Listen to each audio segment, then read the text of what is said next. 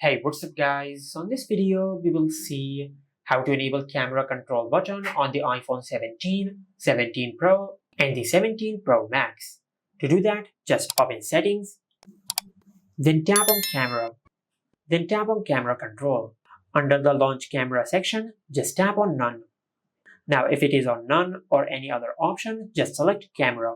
After you do that, then go back and from here just choose the gesture how you want to enable the camera app.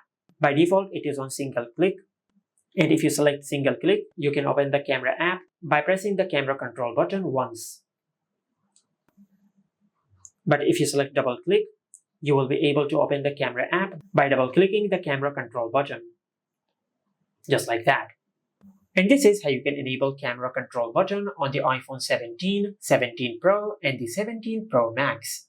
Make sure to like, comment and subscribe. Thank you for watching.